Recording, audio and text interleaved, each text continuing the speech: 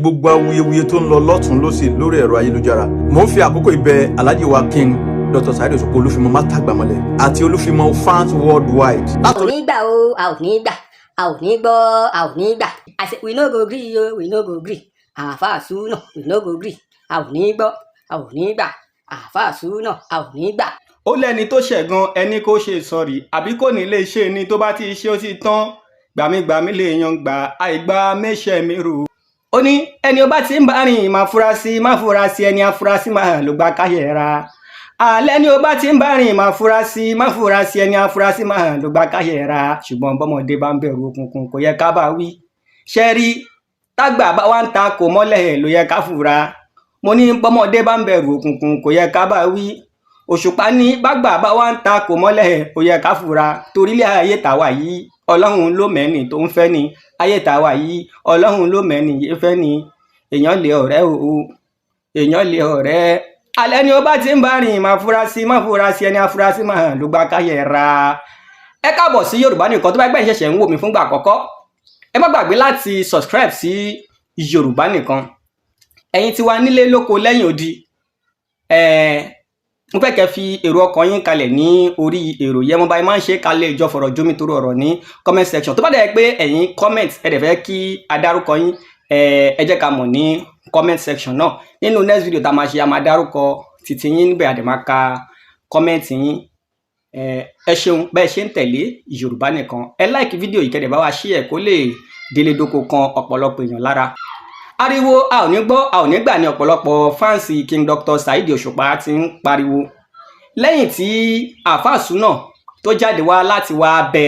King Dr. Saheed Osupa àti àwọn tí ọ̀rọ̀ kàn bíi Àmì Ọlọ́run Oríyọmí Hamzat àti bẹ́ẹ̀ bẹ́ẹ̀ lọ àti àáfàá Shittu. Lẹ́yìn tí àáfàá Shittu fi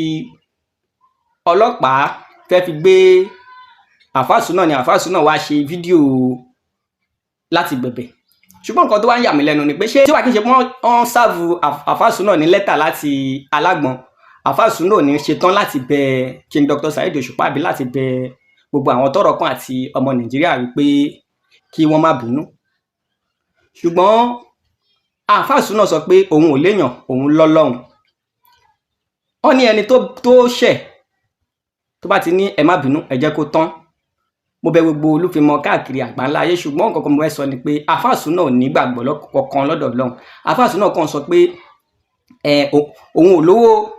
àáfàá súnà ń tẹnumọ́ pé òun ò lówó ṣùgbọ́n òun lọ́lọ́run òun ò lówó òun lọ́lọ́run òun ò lówó òun lọ́lọ́run. Ìwọ tó bá lọ́lọ́run tó fọlọ́run ṣe àgbẹ́kẹ̀lé ẹ tó dẹ̀ nígbàgbọ́ nínú Ọlọ́run tó ń sìn wàá mọ̀ wípé ewé kan ò lè jábọ́ lára igi kọ́lọ́run bá má mọ̀ sí wàá mọ̀ pé ìṣẹ̀lẹ̀ kan ò lè ṣẹlẹ̀ kó má jẹ́ pé àtọwọ́ Ọlọ́run ló ti wá. Ó ṣe wá jẹ́ pé tó wá ń sọ pé nígbà tí ó di pé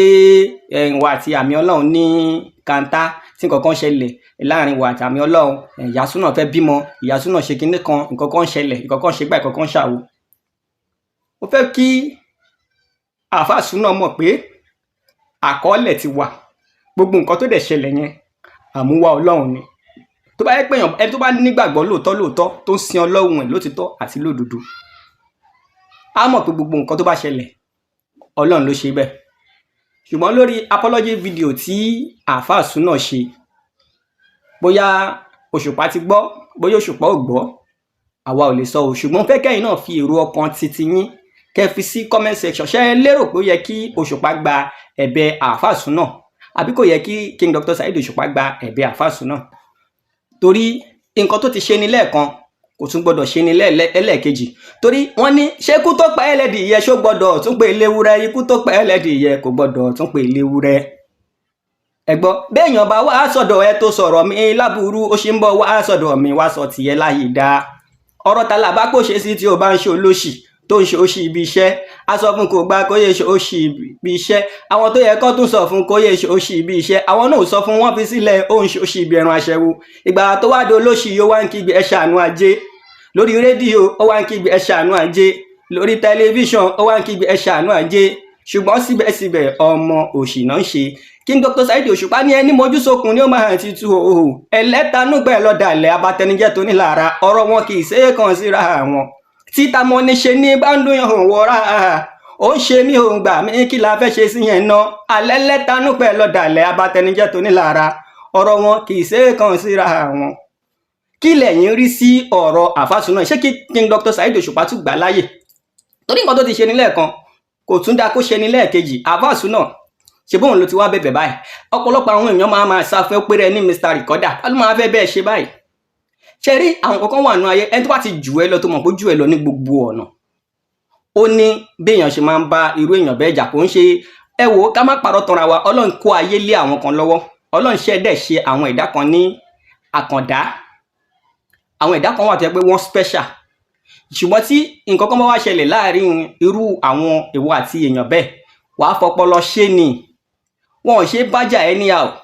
Ó dàbí ìgbà tí mo rí fídíò kí náà ń pe Baba Lado Funny Thinker àti olóyè Sunday Igboho tí Baba Lado tó ń ṣe fúlẹ́ńgé tí Funny Thinker náà ń ṣe fúlẹ́ńgé àṣẹ̀yìnwá àṣẹ̀yìnbọ̀ Baba Lado lọ bẹ̀bẹ̀ Funny Thinker dẹmọ títí bó tiẹ̀ jẹ́ pé ó fẹ́ máa ó padà bẹ̀bẹ̀ náà ni. Àwọn èèyàn kan wà nínú ayé tó yẹ pé Ọlọ́run ló dídì gbé ayé lé wọn lọ́wọ́ kò dẹ̀ sí nǹkan kan tẹ́nì kankan lè ṣe sí torí àṣèyí tóun lọ lọ́wọ́n ọba tó bá wọn lọ́hùn agbèfọmọ kékeré tó bá dẹ̀hùn á dẹ̀ gbé fún àgbàlagbà kò sẹ́ni kankan tó lè pe Ọlọ́run lẹ́jọ́ àbí talent tó pe Ọlọ́run lẹ́jọ́. Mo fẹ́ kẹ́yìn fi èrò tí yín comment yín sí comment section ẹ jẹ́ àjọ sọ̀rọ̀ ńbẹ̀ ṣé ẹ lérò pé yẹ kí King Dr. Saheed Òṣùpá dáríjì Alfa Sunnah àbí kò yẹ kí King Dr. Saheed Òṣùpá dáríjì Alfa Sunnah. Ẹ ṣeun bẹ́ẹ̀ ṣe tẹ̀lé Yorùbá Nìkan ilé àtọ̀nà gbogbo wa kò ní bàjẹ́ ọ̀rọ̀ tá àmọ́wọ́ tá àmẹsẹ̀ hàn ní ìdálé wa lórí Ọlọ́run á wà pẹ̀lú gbogbo wa. Ẹ má gbàgbé láti share fídíò yìí kó lè kan ọ̀pọ̀lọpọ̀ èèyàn lára. Ẹ ṣeun.